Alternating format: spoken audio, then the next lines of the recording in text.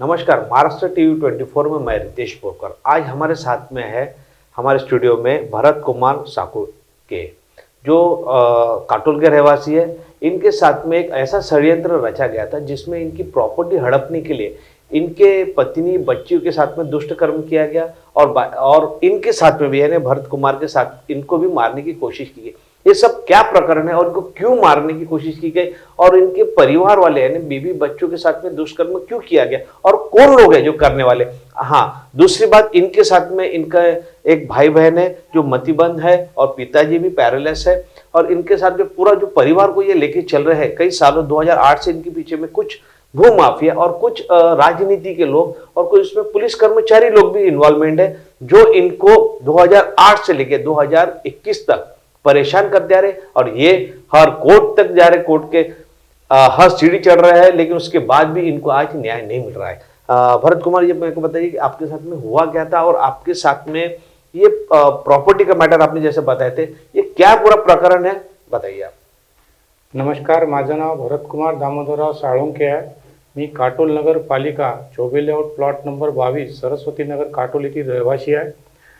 मी, माझी पत्नी, माझे अंधमतिमंत भाऊ बहीण व आता दिवंगत झालेले माझे लकवाग्रस्त माझे वडील असा माझं कुटुंबीय असून माझी वारसाना मालमत्ता संपत्ती ही गैरकायदेशीररित्याने बळकवण्यासाठी माझ्या पत्नीवर सामूहिक बलात्कार करण्यात आला। माझ्या 10 वर्षाच्या मुलीचं शारीरिक मानसिक शोषण प्रतारणा उत्पीडन करून तिला जाळण्यात आलेलं आहे आणि सदर प्रकरणामध्ये आतापर्यंत बोरकर साहेब शासनाने कोणतीही कारवाई केलेली नाही।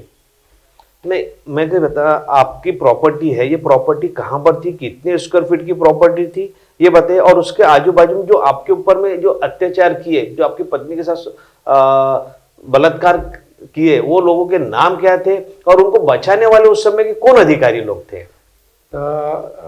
माझे आजोबा स्वर्गीय बाबूराव व्यंकटराव साळुंखे मराठा यांची मालमत्ता आहे Choubey layout Katol town planning scheme number 1 हे 22/416 हे सरस्वती नगर काटोलमध्ये येणारा एरिया आहे बोरकर साहेब आणि ते अंदाजे 8000 स्क्वेअर फीटची मालमत्ता आहे आणि सदर जमिनीची मालमत्ताचे वारसाने हे अंधमतिमंत माझे भाऊ बहीण व मी असून आणि सदर जमिनी बळकवण्यासाठी यांनी मला बेरोजगार केलं आणि यांनी माझ्यावर खोट्या 138च्या कलमा लावून मला तुरुंगात डांबून माझ्या पत्नीवर सामूहिक बलात्कार केला। त्यामध्ये प्रमुख आरोपी म्हणजे भरत अंबालाल पटेल आहे, पूनम प्रभुदयाल जोशी आहे, लक्ष्मी जोशी आहे, विजय अग्रवाल राजू अग्रवाल आहे, राजेंद्र विनायक सोरते आहे व प्रमुख आरोपीमध्ये ह्या केसमध्ये राजकारणी लोकांचं जर खरं नाव घेण्यात मला आता सध्या मला त्याच्यामध्ये हे म्हणजे काही पाबंदी आहे। तरी बोरकर साहेब ह्या केसमध्ये पोलीस अधिकाऱ्याचं जर नाव घेतलं तर राजेंद्र सोरते हा सस्पेंडेड पोलीस अधिकारी आहे आणि नागपूरच्या एका बड्या आमदाराचं त्याचं कौटुंबिक संबंध असल्या कारणानं त्याला बचावण्यात आलेला आहे। मला आप ये बताइए, इसमें पुलिस अधिकारी है, कुछ लोगों के आपने नाम लिए, उन लोगों का आपके प्रॉपर्टी में क्या इंटरेस्ट था, आपकी प्रॉपर्टी उनको क्यों चाहिए? और मैं कैसे आपने बताए थे 4-4 हजार स्क्वायर फीट के 2 प्लाट है, यानी टोटल 8,000 स्क्वायर फीट का आपका प्लाट है जिसमें आपके पिताजी परजुवाती प्रॉपर्टी है। हाँ। तो इस प्रॉपर्टी को उनका क्या इंटरेस्ट था कि वो आपसे हड़पने के लिए किए और षड्यंत्र रचे? सदर वारसाना मालमत्ता संपत्ती म्हटलं म्हणजे तिथून रेल्वे स्टेशन हे 500 मीटरच्या अंतरावर आहे सर आणि बस स्टँड भी 400-500 मीटरवर अंतर आहे आणि ते शहराच्या मध्यभागी असलेलं म्हणजे टाउन प्लॅनिंग स्कीम नंबर 1 म्हणजे सर्वात महागडं तिथं वसाहत असल्या कारणानं त्यांनी अंधमतिमंत लोकांना टार्गेट केलं आणि अंधमतिमंत लोकांची बोरकर साहेब यांनी दस्तावेज सुद्धा गहाळ केलेले आहे आणि शासनानं अंधमतिमंत लोकांना आजपर्यंत कोणत्याही योजनेचा लाभ नहीं दिला है। बोरकर साहब, मला ये बताइए, आपकी जो बहन है और भाई है मतिमंद है, हाँ, वो आपके साथ उसी मकान में रहते थे जो 8,000 स्क्वायर फीट का प्लाट है और उसी प्लाट में मैं कैसे आपके बड़ी सिस्टर जो है वो भी रहती थी और आपके जीजा भी वहीं रहते थे? हो। कभी उनको परेशान किए क्या इन लोगों ने? राजेंद्र विनायक सोरते हा वारंवार माझ्या बहिणीच्या घरी जाऊन माझ्या जवायला सुद्धा धमकवलेला आहे आणि राजेंद्र विनायक सोरते हा सस्पेंडेड पोलीस अधिकारी असून ह्या नागपूर शहर पोलीस आयुक्तांचं वेळेवर नाव घेऊन काटोल पोलीस स्टेशनवर दबाव टाकत आलेला आहे आणि हा प्रामुख्याने आरोपी आहे आणि याच्यावर नागपूरच्या एका 2 आमदारांचा चांगलं वधस्त असल्या कारणानं आणि दहशत असल्या कारणानं काटोल पोलीस स्टेशनने त्याच्यावर आजवर कारवाई नाही केलेली आहे. आणि बोरकर साहेब, महत्त्वाचं म्हणजे संपूर्ण काटोल नगरपालिकेमध्ये माझं साळुंके मराठा जातीचे एकच कुटुंब असल्या कारणानं, परिवार असल्या कारणानं मला तिथं कोणी सहकार्य आजवर दिलेलं नाही आहे. मेरे को एक बात बताइए कि आपके घर में कितने, आपके पिताजी को कितने भाई लोग हो, कितनी बहन और आपका परिवार में आपको भाई बहन कितने हैं? माझ्या आजोबांना 5 मुलं आणि 1 मुलगी, म्हणजे मला 4 काके. माझ्या वडिलांना धरून आमचे 5 आमचे आजोबांचं कुटुंब होतं आणि 1 आत्या होती माझी. आणि सदर हे वारसाना हक्काची मालमत्ता संपत्ती होती. विजय अग्रवालनं, राजू अग्रवाल याने गैरकायदेशीररीत्याने ते जमीन माझे लहान काका जे होते बाळकृष्ण बाबूराव साळुंके यांच्याकडनं गैरकायदेशीररीत्यानं अशोक बाबुळकर कचारी सावंगाचा जो नौकर होता त्याच्या नावानं गैरकायदेशीररीत्याने खरेदी केली होती. आणि त्या जमिनीवर वारसाना अधिकार असल्यामुळं, आमचा अधिकार असल्यामुळं, अंधमतीमन लोकांचा अधिकार असल्यामुळं ते आम्हाला सहमतीपत्र मागत होते बोरकर साहेब. व ते सहमतीपत्र मी देऊ शकत नव्हतं कारण की सदर प्रकरण न्यायप्रविष्ट होतं. मेरे को ये बताइए, अग्रवाल जो था जिसने अपने नौकर के नाम, अशोक बागुड़कर के नाम से उसने प्रॉपर्टी करवाया है, तो ये उनके अग्रवाल के घर में नौकर था, बराबर है? तो इसको कितने स्क्वायर फीट के, आपके 5वें नंबर के काका, उनने कितने स्क्वायर फीट की प्रॉपर्टी उनके नाम करवा के दिए? 2000 स्क्वायर, और वो भी झूठे दस्तावेज बना के आपके काका ने बनाए? 2000 स्क्वायर फीट है. 2000 स्क्वायर फीट का. जी. तो ये 2000 स्क्वायर फीट का जो प्लाट है, ये 8000 स्क्वायर फीट में से दिया गया, तो कौन से साइड से दिया गया? अग्रवाल के मकान को लगा हुआ साइड का था क्या पीछे साइड की प्रॉपर्टी थी ये जो साइड है हे चोबे लेआउट प्लॉट नंबर 22/416 ची पूर्व चतुर्सीमा होती बोरकर साहेब. आणि तिथं जो संडास बांधला गेला होता तो बाबूराव व्यंकटराव साळुंकेचं म्हणजे वारसाना मालमत्ता संपत्ती होती आणि ते जमिनी प्रकरण न्यायालयात न्यायप्रविष्ट होतं. आणि त्यामुळे मी कोणाला सहमतीपत्र देऊ शकत नव्हतं कारण सदर वारसाना हक्काची जमीन मालमत्ता संपत्ती हे न्यायालयात न्यायप्रविष्ट असताना आणि तो दावा मी स्वतःहून दाखल केलेला होता. त्यामुळे मी सहमती देऊ शकत नव्हतो. म्हणून यांनी मला गैरकायदेशीररीत्याने बेरोजगार केलं आणि माझ्या पत्नीवर सामूहिक बलात्कार कांड केला. एक बात ये बताइए, आपके पिताजी ने भी विदर्भ प्रीमियर हाउसिंग सोसाइटी में एक प्लाट गिरवी रखे थे, ये क्या कहाँ तक सच है और वहां पर वो गिरवी क्यों रखे?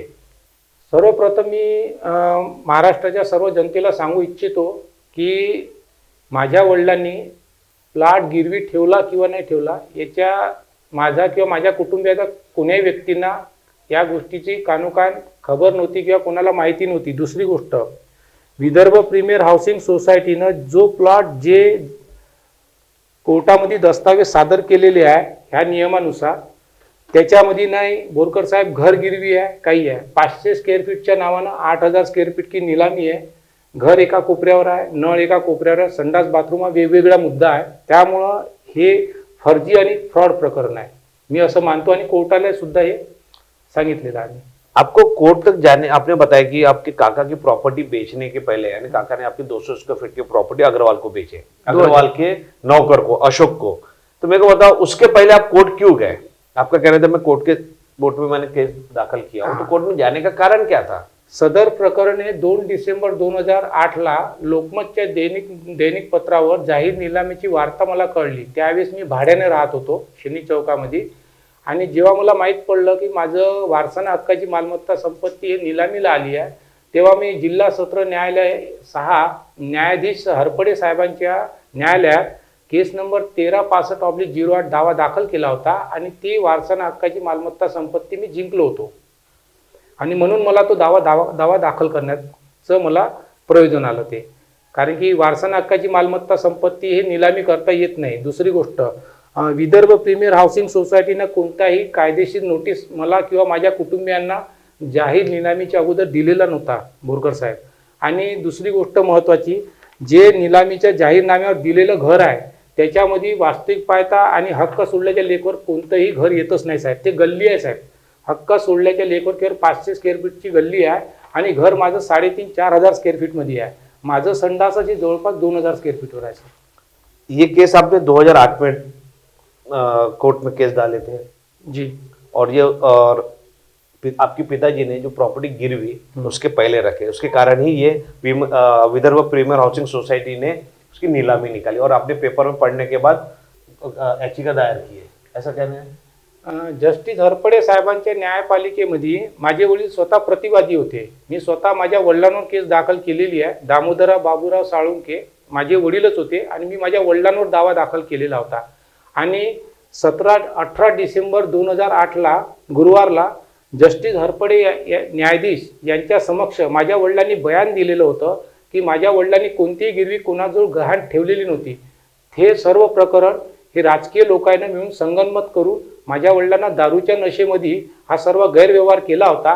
हे स्वतः बयान न्यायाधीश हरपडे व त्यावेळेस हजर असलेले भूपेश वामनराव पाटील ॲडव्होकेट हे माझे होते आणि राजू पी मालवीय हे सर्वात चांगले वकील मला मिळालेले होते आणि त्यांच्या समक्ष माझ्या वडिलांनी बयान जस्टिस हरपडे यांना दिलेलं होतं की मला दारूच्या नशेमध्ये हा सर्व गैरव्यवहार करण्यात आला होता. त्यामुळे जस्टिस हरपडे साहेबांनी 18 डिसेंबर 2008ला गुरुवारला सदर वारसा हक्काची जमिनी मालमत्ता संपत्तीचा ओनर हा बाबूराव व्यंकटराव साळुंके यांना घोषित केलं व त्याच वेळेस सदर जमीन प्रकरणीचा मालक हा भरतकुमार दामोदरराव साळुंके व पिंकी दामोदरराव साळुंके व गौतम दामोदरराव साळुंके व प्रमिला दामोदर साळुंके व मयूर दामोदर साळुंके हे त्या प्रॉपर्टीचे मालकांना हक्क आहे हे घोषित केलेली त्यांची निर्णय होता सर. तो ये इतना निर्णय आपके फेवर में रहने के बाद भी आपको आपकी पत्नी के साथ में दुष्कर्म किया गया, बच्ची के साथ में दुष्कर्म किया गया और यहाँ तक कि आपको मारने की भी कोशिश की गई, तो इसमें पुलिस की क्या भूमिका रही? जबकि अभी अभी जिस तरीके से आप दस्तावेज बता रहे हैं कि ये तो पूरे दस्तावेज में आप लोगों के नाम है 8,000 स्क्वायर फीट में, लेकिन इतना सब कुछ हो गया, कोई लोग तो सामने आए होंगे उस समय जो आपकी पत्नी के साथ दुष्कर्म होना, बच्ची के साथ में उसको किडनैप करना आपकी बच्ची को और आपको मारने की कोशिश की गई, रेलवे ट्रैक में आपको फेंका गया, ऐसे आपने बताया. ये इसमें पुलिस की क्या भूमिका है? पुलिस के पास आप गए थे क्या इन सब बातों को लेकर? जी सर, मी सुरुवातीला 2008ला जेव्हा सदर जमिनी प्रकरण मालमत्ता संपत्ती प्रकरण 18 डिसेंबर 2008ला मी जेव्हा सदर जमिनीची वारसा हक्काची जमिनीचं माझ्या फेवरनं जेव्हा जस्टिस हरपडे तत्कालीन न्यायाधीश जिल्हा सत्र न्यायालयाचे तत्कालीन न्यायाधीश हरपडे यांनी माझ्या फेवरमध्ये जेव्हा निर्णय दिला, माझ्या अंधमतीमन बहीण भावांना त्या वारसाना उत्तराधिकारी घोषित केलं, त्याच्या 2-3 दिवसानंतरच बोरकर साहेब माझ्यावर आपलं सदरच्या आपल्या आवासामध्ये ह्या लोकांनी मला धमकवलं.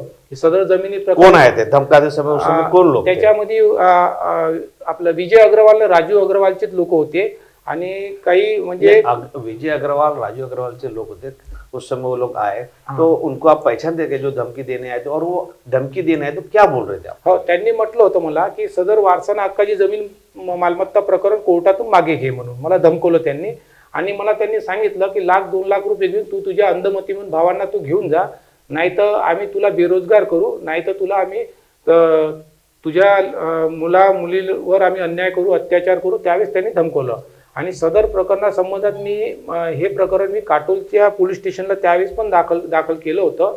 पण त्यावेळेसचे जे ठाणेदार होते ते मला काय म्हणे, तू गाडीचा नंबर नाही आणला म्हणे आणि गवाहदार साक्षीदार नाही बोलवले म्हणे. त्यामुळे त्यांनी ते प्रकरण माझं दाखल नाही करून घेतलं. आणि दुसरं महत्त्वाचं प्रकरण म्हणजे कोणतंही प्रकरण जर समजा सदरला झालं तर ते लोक आम्हाला टाळाटाळ करत होते. नागपूर शहर मध्ये होता सदर म्हणजे नागपूर शहर मध्ये तुम्हाला धमकी दी है, लेकिन आपके काटोल के लोगों पुलिस वालों का कहना था कि भाई सदर में धमकी दी है तो इसका मतलब सदर में आप गुना दाखिल करो.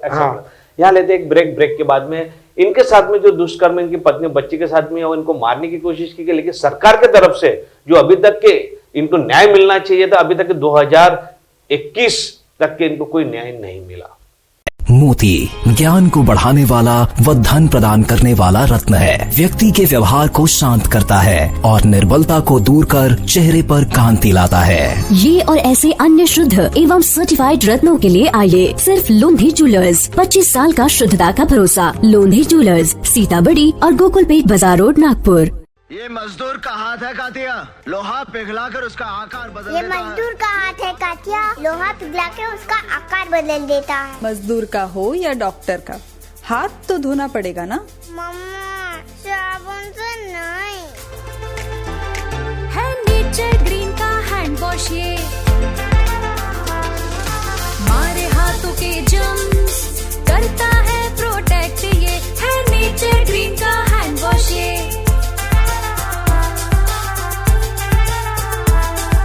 डिस्ट्रीब्यूटरशिप और स्टॉकिस्ट के लिए संपर्क करें 8007006520।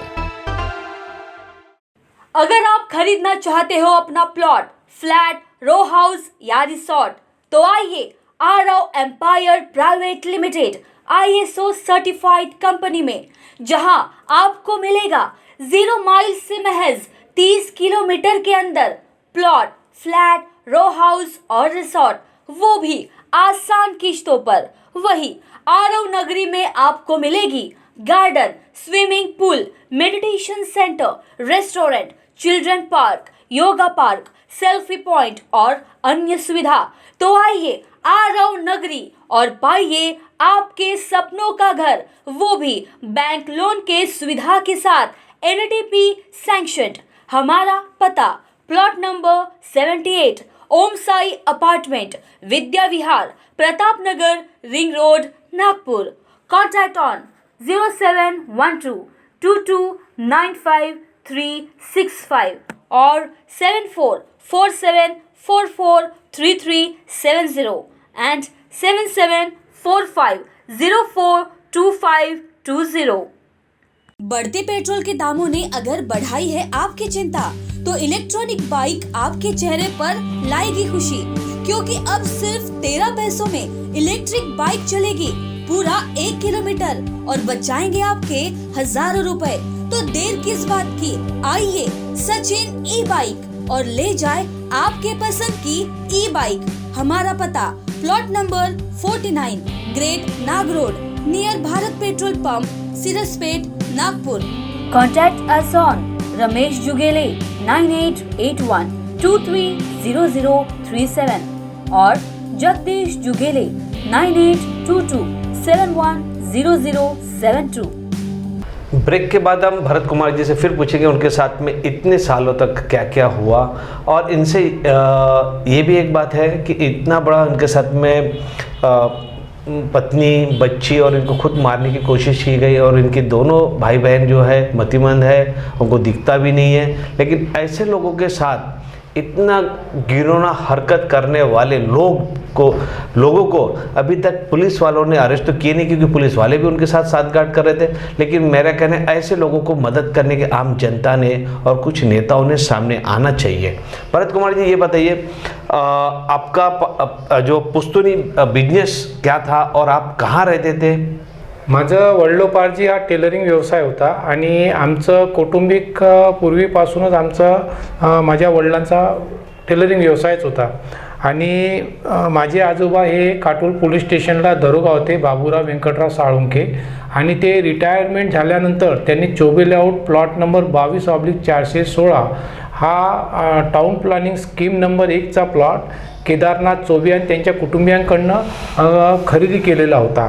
आणि ती संपत्ती हे वारसाना हक्काची जमीन मालमत्ता संपत्ती होती। बोरकर साहेब माझे वडील हे पॅरालिसिस होते आणि माझा वडिलोपार्जी व्यवसाय मी करत होतो, आणि कुटुंब मोठं असल्या कारणानं आणि 3-4 खोल्याचं घर असल्या कारणानं आणि परिवार मोठा असल्या कारणानं मी भाड्याने खोली करून राहत होतो। मी, माझी पत्नी, माझी 2 मुलं, हे 2010 पर्यंत आम्ही भाड्याने खोली करून मी राहत होतो। मी लग्न झाल्यामुळं मी भाड्याने राहत होतो, आणि सदर जमिनी वारसाना मालमत्ता संपत्तीवर कोणत्याही वारसांची नावं चढवल्या गेलेले नव्हते। तो उसके बाद आपने नाम चढ़ाए क्या उस प्रॉपर्टी पे? काही आर्थिक परिस्थिती अशा होत्या का मी माझ्या वडिलांच्या आरोग्याकडे, माझ्या कौटुंबिक आरोग्य वैद्यकीय उपचारांकडे मला लक्ष द्यावं लागत होतं, व मला माझा व्यवसायामध्ये माझा वेळ जात होता। त्यामुळे मी वारसा हक्काची जमिनीची मालमत्तावर संपत्तीवर नाव चढवली नाही, आणि सदर प्रकरण हे न्यायप्रविष्ट असल्यामुळं मी त्या सदर प्रकरणामध्ये सध्याच मी कोणतीही वारसाण्याची नावं चढवू शकत नव्हतो, कारण की सदर जमिनी मालमत्ता हक्काची जमीन मालमत्ता संपत्तीचं प्रकरण हे न्यायप्रविष्ट असताना न्यायपालिकेची मंजुरीची आवश्यकता असते. मेरे को एक बात बताइए, आपको उस प्रॉपर्टी के लिए जो लोग थे, जिन लोगों ने आपके घर वालों के साथ दुष्ट कर्म किया और आपको मारने की कोशिश की है, उनके पूरे नाम, और बीच में आपको कुछ गाड़ी से भी मारने की कोशिश की गई थी, उन लोगों के क्या नाम थे? सदर प्रकरणामध्ये प्रमुख आरोपी हा राजेंद्र विनायक सोरते, भरत अंबालाल पटेल, पूनम प्रभुदयाल जोशी, पंकज जोशी, दीपक पटेल, अभिजित पटेल, मुन्ना गाडवे, अभिजित पटेल आणि चंद्रशेखर देवधर, ॲडव्होकेट संजय देशमुख, ॲडव्होकेट दीपक केने आणि प्रमुख आरोपीमध्ये गिरीश पालीवाल आणि विजय पालीवाल आणि त्याचे इतर साथीदार म्हणजे सलमान इराणी, इरफान इराणी आणि सादिक इराणी ह्या लोकांनी मला 2 जुलै 2015ला रेल्वे ट्रॅकवर फेकलेलं आहे व 22 मे 2012ला मला दहेगाव नागपूर फेटरी रोडवर सुद्धा यांनी माझा अपघात 2-3दा घडवलेला आहे. मेरे को ये बताइए, आपके एडवोकेट के नाम क्यों लिए आपने? उसमें एडवोकेट का क्या भूमिका थी? और जितने इतने लोगों के नाम लिए आपने अभी, हाँ, इन लोगों के उसमें क्या भूमिका थी? और मारने में जो अभी बताया आपने, किडनैप कर रहे थे, आपको मारे थे, उनका क्या नाम बताया आपने? या प्रकरण ईरानी, हाँ. ये ईरानी लोग के ऊपर में इसके पहले के कुछ अपराधी मामले दाखिल है क्या? हाँ. या सदर प्रकरणामध्ये सलमान इराणी, सादिक इराणी, इरफान इराणी व हे इराणी कुटुंबियावर आपराधिक सामूहिक बलात्काराची भरपूर प्रकरण आहे व तसेच मादक पदार्थाची, अंमली पदार्थाची तस्करी करणं ते त्यांचा म्हणजे पृष्ठभूमी असलेली आहे. त्यांचा तो वडिलोपार्जित व्यवसाय आहे व इराणी कुटुंबियांचा हे जे नाव मी सांगितले आहे, सादिक इराणी, इरफान इराणी व सलमान इराणी यांनी सुद्धा माझ्या पत्नीवर सामूहिक बलात्कार कांड करून यानं सीड्या बनवलेल्या आहे आणि माझ्या मुलीचे अपहरण करणारे हे प्रमुख आरोपी होते सर. त्यावेळी उनके ऊपर में उस समय क्या गुन्हे दाखल हुए क्या? नाही, त्यांच्यावर गुन्हे दाखल केलेच नाही. उलट पोलिसांनी मला लॉकअपमध्ये नेऊन तोडलं त्या लोकांनी. क्या कारण था आपको लॉकअप में ले जाने के लिए? आपने ऐसा कुछ क्या कारण कुछ बताए होंगे? आपको जेल में डालने का कारण तो कुछ बताए होंगे? मला लॉकअपमध्ये टाकण्याचं त्यांना काही म्हणजे मुद्दा मिळालेला नाही, कारण की माझी आपराधिक पृष्ठभूमी नाही, माझा आपराधिक रेकॉर्ड नाही व मी कोणतेही असे माझ्या कौटुंबिकमध्ये कोणत्याही कुणावर बी आजवर एकही साधीही FIR दाखल झालेली नाही आहे. कोणाला आम्ही मराठा जातीचे असल्यामुळं आमच्यावर म्हणजे इतका अन्याय झाला की आमचं नगरपालिकेमध्ये मराठा जातीचं आमचं स्वतःचं साळुंके कुटुंबियांचं कोणीही आमचं नातेवाईक नसल्यामुळं आमच्यावर इतका अन्याय झाला की आमचा आपराधिक रेकॉर्डसुद्धा नाही, आमचा आपराधिक पृष्ठभूमी नाही. आम्ही टेलरिंग व्यवसाय करणारे व मजुरी करून आम्ही जगणारे लोक होतो बोरकर साहेब. त्यामुळं आमच्यावर अन्याय झाला न तिथं स्थानिक राजनीतिक लोक आणि स्थानिक व्यापारी लोक आणि स्थानिक असामाजिक तत्वांची जे संघटन आहे ते पुरे आपराधिक व्यवसाय करणारे आहे, आपराधिक संघटन चालवणारे लोक आहे. त्यामुळं माझ्यावर अन्याय केला आणि मला 138ची जे कलम आहे चेक बाउन्सची, श्रीराम सिटीच्या केसेस माझ्यावर एवढ्या टाकण्यात आल्या आणि त्याच केसमध्ये मला वारंवार तुरुंगात डांबून मला लॉकअपमध्ये मारहाण करून मला वारंवार तुरुंगात डांबण्यात आलं. मेरे को ये बताइए, इतना बड़ा प्रकरण हो गया और आपके ऊपर में गुन्हे भी दाखिल हो गए, उसके बाद भी आप लोगों को कोई मदद करने के लिए वहाँ के लोग तो आए नहीं, आपका कहना है? पुलिस भी मदद नहीं कर रही थी, उल्टा पुलिस ने आपको 420 के केस में अंदर डाल दिए. माफ करा बोरकर साहेब, मला 420 मध्ये नाही टाकलाय, 138B म्हटलं म्हणजे चेक बाउन्स. तर त्या प्रकरणामध्ये म्हणजे चेक होते बोरकर साहेब फक्त 2330 रुपयाचे, 1400 रुपयाचे असे मामूली केसेस होत्या, ज्या आजच्या कंडिशनमध्ये मी जे श्रीराम सिटीचं 50,000चं कर्ज घेतलं होतं, माझं दुकान असताना मी त्याचे 28,000 अंदाजे 28,000 भरलेले आहे. तर आज माझ्यावर त्यांनी 1.5 ते 2 लाखाचे म्हणजे सर्व कोर्टामध्ये माझ्यावर केसेस दाखल केल्या बोरकर साहेब. आणि भाग्यश्रीचे जे गिरीश पालीवाला आहे आणि त्याचा जो वकील आहे खोजा वकील, त्यानं मला 2020 मध्ये जस्टिस अभ्यंकरच्या समोर मला न्यायाधीशांसमोर मला जीवे मारण्याची धमकी धमकी दिली आहे. आणि विद्यमान दिवाणी न्यायपालिका काटोलमध्ये तर मला पोलिसांनी सुद्धा मारायची धमकी दिली, माझ्या पत्नीला सुद्धा मारायची धमकी दिली. त्यामुळं माझ्या पत्नीनं स्वतः आत्महत्या करायची धमकी दिलेली आहे आणि स्वतःच्या मुलांना सुद्धा जहर पाजून ठार मारण्याच्या धमक्या दिल्या आहे सर. आणि आमची आजपर्यंत बोरकर साहेब कोणी सुनवाई नाही केली.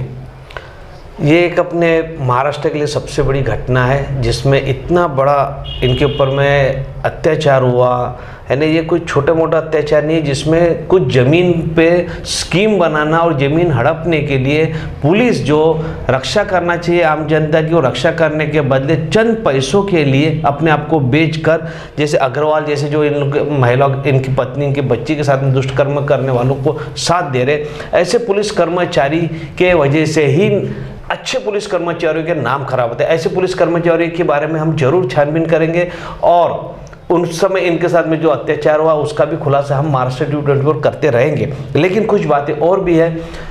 आज 2021 के बाद भी इनके साथ में जो हुआ है, कोई नेता सामने आने को तैयार नहीं है, कोई पुलिस लोग भी इनको मदद करने को तैयार नहीं है.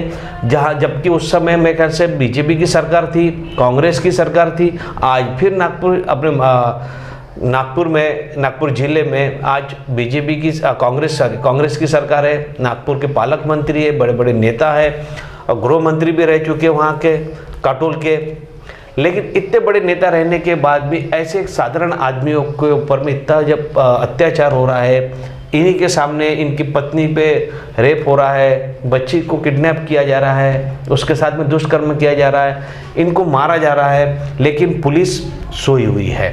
ऐसा लगता है पैसों के सामने में पुलिस हो, नेता हो और कोई भी हो, वो पूरे दबे हुए हैं. मेरे को एक बात बता, आपको आपकी मांग क्या है और अभी तक क्या कोणते कोर्ट तक यानी कोर्ट के कोणते पायरी तक चढे वो बताइए अभी.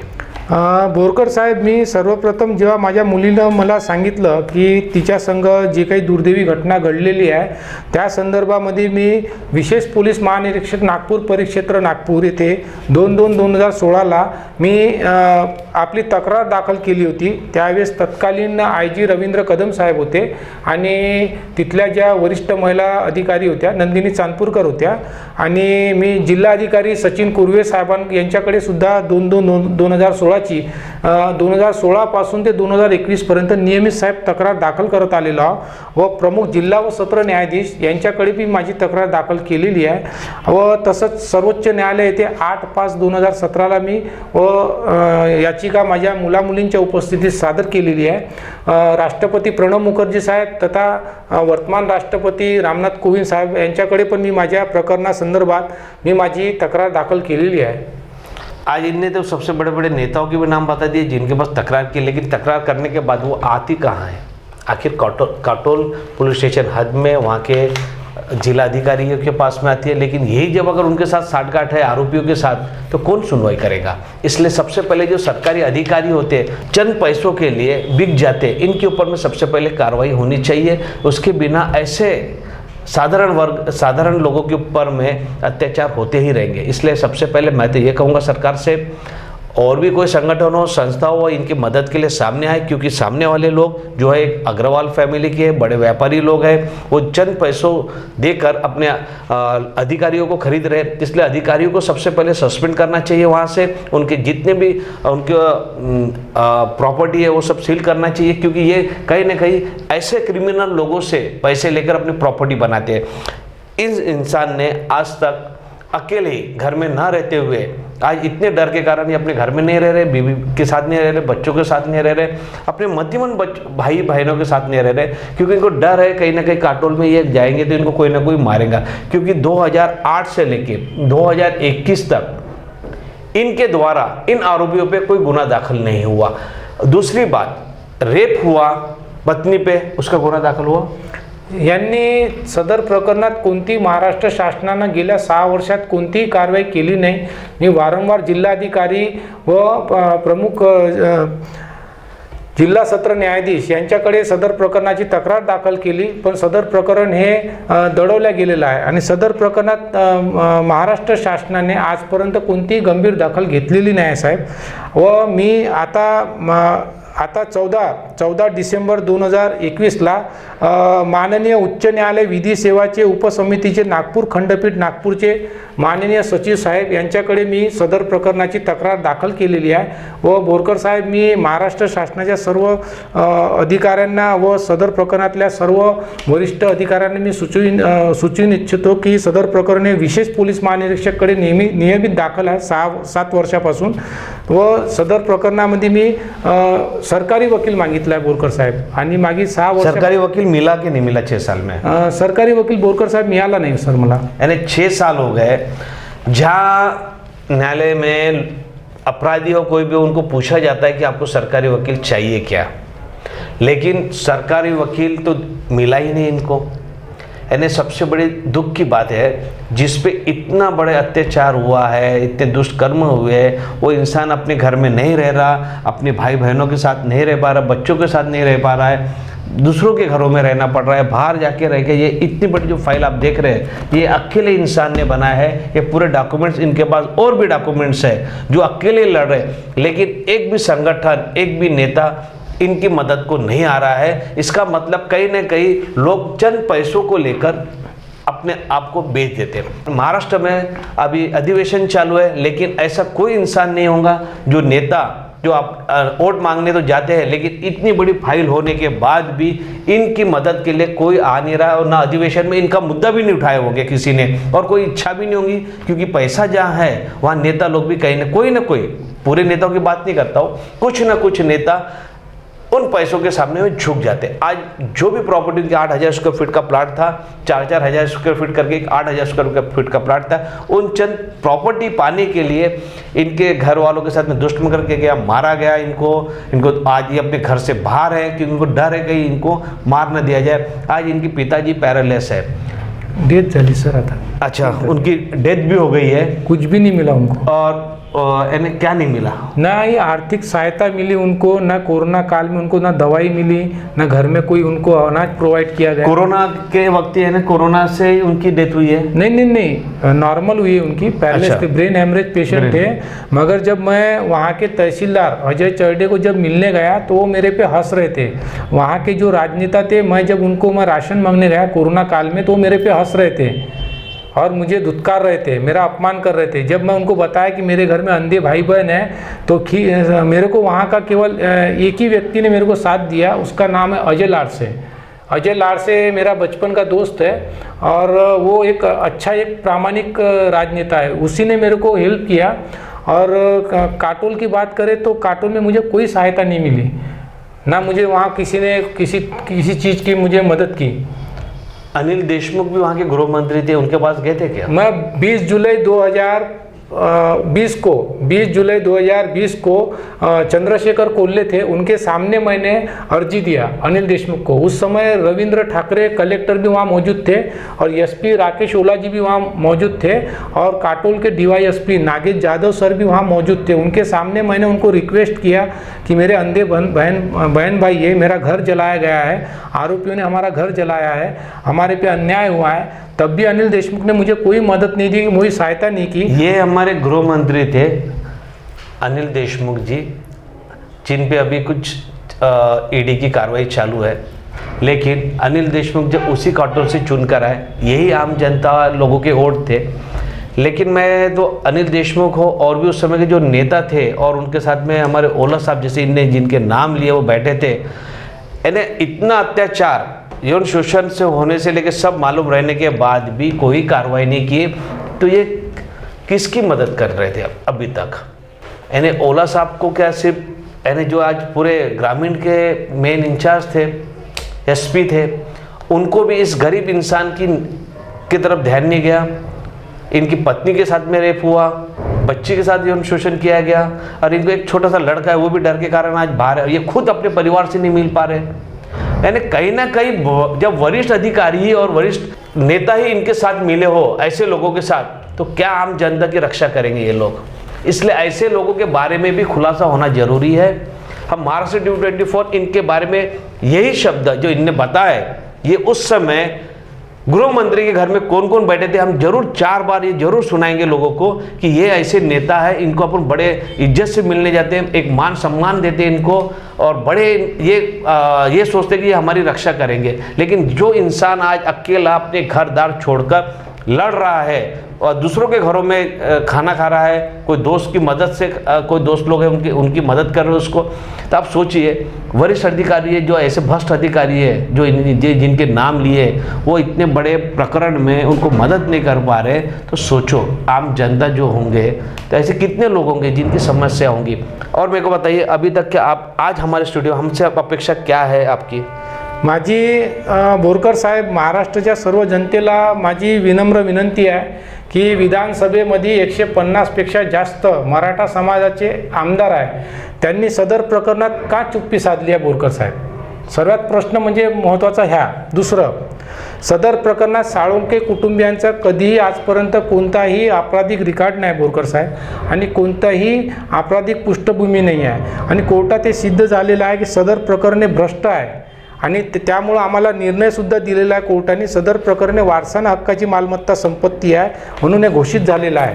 हे वारसाना हक्काची मालमत्ता संपत्तीचे दस्तावेज घोषित झालेले आहे, त्यात खरेदी विक्री करू नये म्हणून.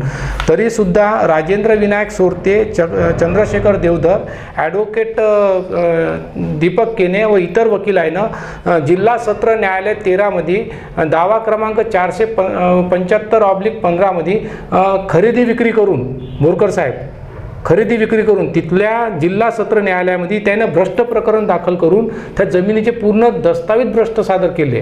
आपके पेपर पूरे भ्रष्ट है करके उन्होंने बताए और उन्होंने अपने नाम चढ़ा दिए. तो ये क्या है? ये न्यायपालिका में उस प्रॉपर्टी में आज आपका नाम नहीं, उन लोगों ने अपना नाम चढ़ा लिया था. और जब ये मामला जब दायर हुआ ना बोरकर साहब, तो उन्होंने क्या किया मालूम है क्या? उन्होंने बच्ची को जला दिया.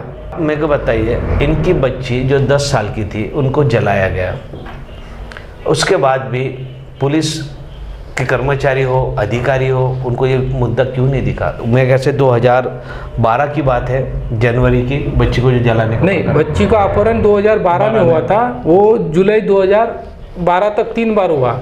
आज एक साधारण आदमी जो पूरी बातें अपनी बता रहा है, हो सकता है हमारे महाराष्ट्र टीवी 24 के माध्यम से हम आपको लोगों को जागरूक कर सके कि ऐसे व्यक्ति की मदद करने के लिए कई लोग आए. लेकिन जिस अधिकारी को ये नाम ले रहे, आप लोगों ने उनके नाम याद कर लो कि ये लोग सब भ्रष्ट अधिकारी सिर्फ पैसों के लिए ही काम कर रहे हैं. आज इनको सरकार तो पगार दे रही है, लेकिन वो भी पैसा कहीं ना कहीं इनको कम गिर रहा है, ऐसा लग रहा है. क्योंकि जो इंसान, एक सिंगल इंसान अपनी मदद के लिए कई लोगों की तरफ गया, लेकिन कोई मदद करने को तैयार नहीं है.